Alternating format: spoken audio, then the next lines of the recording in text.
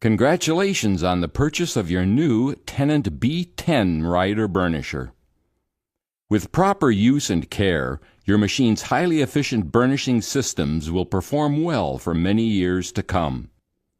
This operator training video will help you better understand how to prepare your machine for use, burnish your floors, and care for your machine so you get the longest life and best performance from your floor burnisher. Safety. It is the operator's responsibility to operate the machine safely. The safety labels that appear on the machine indicate important information you need to be aware of when operating the machine. The operator should read and fully understand the operator's manual before operating the machine. How the burnishing systems work. Your machine can effectively burnish floors. The one-step burnish button makes it possible to immediately begin burnishing with the activation of a single button. As the machine travels forward, the burnishing pad polishes the floor. Your Tennant B10 rider burnisher comes standard with the active HEPA dust collection system. Controls and instrumentation. An on-off key switch is used to control machine power. Turn the key to the right to turn the machine's power on and to the left to turn it off. The horn button is to the left of the key switch. The directional switch controls the forward or reverse direction of the machine. Place the switch in the forward position to propel forward and the reverse position to propel in reverse. The power kill switch stops all power to the machine. Press the switch to disconnect machine power. To restart the machine, turn the power kill switch to the right and release it. Then cycle the key switch off and then on again. Note: the power kill switch should only be used in case of an emergency. It must not be used for normal stopping while the machine is moving. This may damage the machine. The steering wheel controls the machine travel path. The propelling pedal controls the speed of the machine. The further you depress the pedal, the faster the machine will propel. The brake pedal slows and stops the machine. When the machine comes to a stop, an electric parking brake will set automatically after a short delay. Directly in front of the steering wheel is a set of indicator LEDs. If the LED on the right is lit, this indicates there is a fault on the machine and that qualified service is required. Follow your company's maintenance procedures to arrange for service on your machine. To the left of this fault light is the battery charge display that indicates the charge level of the batteries while the machine is operating. When the batteries are fully charged, all 5 LEDs are lit. As the batteries discharge, the LEDs go out until only the left LED is blinking. When the left LED blinks, the burnishing functions will shut off to alert the operator of the low battery charge condition. The machine will still propel so you can drive it to the charging station and recharge the batteries. Note: do not charge the batteries more often than necessary. Excessive charging could reduce their life. It is best to charge the batteries only when the left light indicates that the batteries need charging. To the left of the battery charge level indicator is the supervisor lock indicator. If this LED is lit, a supervisor has configured the machine operating settings and locked them into the machine's memory. When it is lit, the operator cannot change these settings. Touch buttons on the left side of the control panel direct the machine's burnishing functions. The one-step burnish button turns the preset burnishing functions on and off. Once you have set the desired burnishing functions, it is the only button you need to press to start and stop burnishing with your machine. If your machine is equipped with the active dust control system, the vacuum button turns the dust collection system on and off. The pad pressure buttons control the burnishing pad down pressure. Under normal conditions, the pad pressure should be set to the minimum setting with only the bottom LED illuminated. When more pad pressure is required, you can increase it to the medium setting with 2 LEDs illuminated, or the maximum setting with all 3 LEDs illuminated. Press the plus button to increase the pad pressure, and the minus button to decrease the pad pressure. Travel speed and floor conditions will affect burnishing performance. With the one-step burnish button on, you can adjust the maximum burnishing travel speed by pressing the rabbit button to increase the speed. or the turtle button to decrease the speed. When both the propelling speed and the pad pressure are set to the minimum setting, with only the bottom LEDs lit, the machine is in economy mode. The economy mode will provide the longest runtime from one battery charge. When the burnishing pad needs to be serviced or changed, pressing the pad service button above the vacuum button will raise the burnish head and provide access to the pad assembly. An hour meter is located next to the operator's right leg. It records the number of hours the machine has been powered on. This information is useful when servicing the machine. Circuit breakers are mounted next to the hour meter. Circuit breakers are resettable electrical circuit protection devices that stop the flow of current in the event of a circuit overload. If a circuit breaker trips, allow it to cool and then press the reset button. If the circuit breaker cannot be reset or trips again, follow your company's guidelines to contact a qualified service person. Before operating the machine. Prior to operating the machine, there are checks that need to be completed to make sure your machine is ready. Turn on the key switch and check the battery charge level.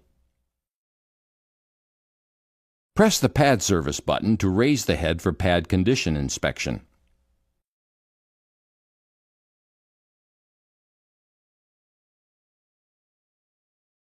Check the condition of the pad. Note: the procedure for changing or rotating the pad will be covered later in this video. Confirm that the vacuum bag is empty.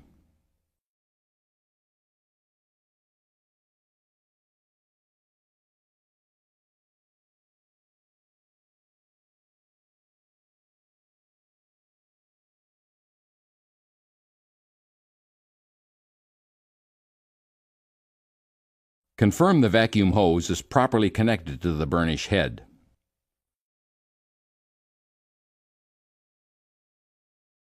Check maintenance records to determine maintenance requirements.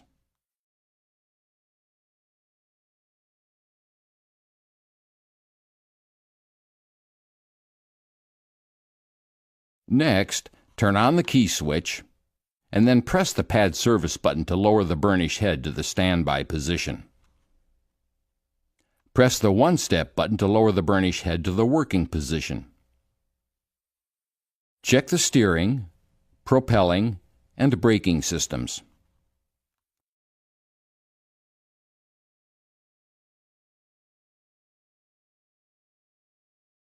Press the one-step button to raise the burnish head to the standby position and then turn the key switch off.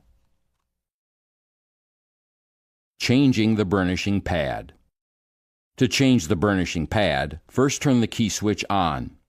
Next, press the pad service button. And when the head is fully raised, turn off the key. Unscrew the pad retainer by turning it counterclockwise and remove the pad retainer. Remove the pad from the pad driver.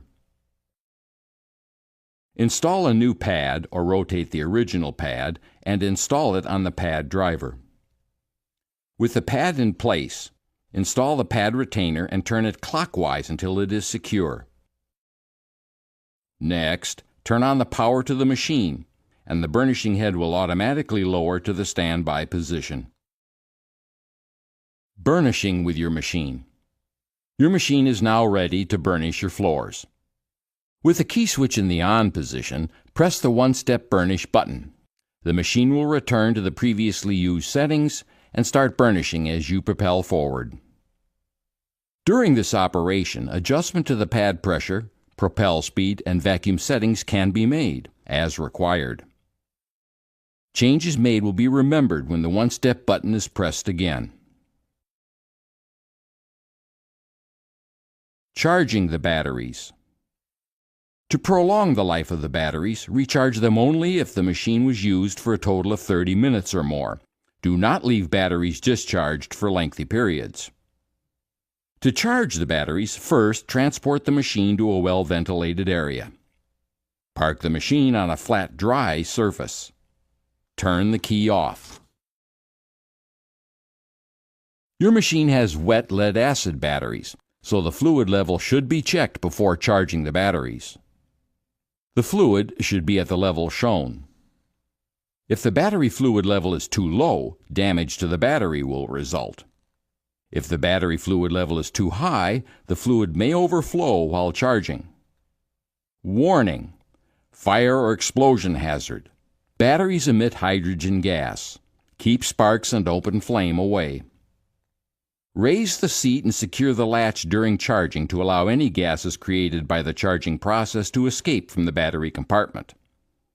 If your machine is equipped with a HydroLink battery watering system, you will need to check if the batteries need water.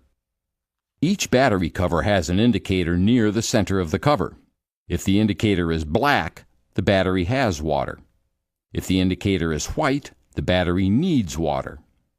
There are only a few steps to using the HydroLink battery watering system. After the batteries have been fully charged, place the suction hose into a water supply container. Prime the ball pump until water comes out of the coupler. Remove the dust cap from the battery coupler. Connect the pump coupler to the battery coupler. Squeeze the ball pump firmly until it becomes hard. This indicates that all of the cells are filled to the proper level. Disconnect the pump coupler from the battery coupler and place the dust cap on the coupler. Then, plug the charger's AC power cord into a properly grounded receptacle.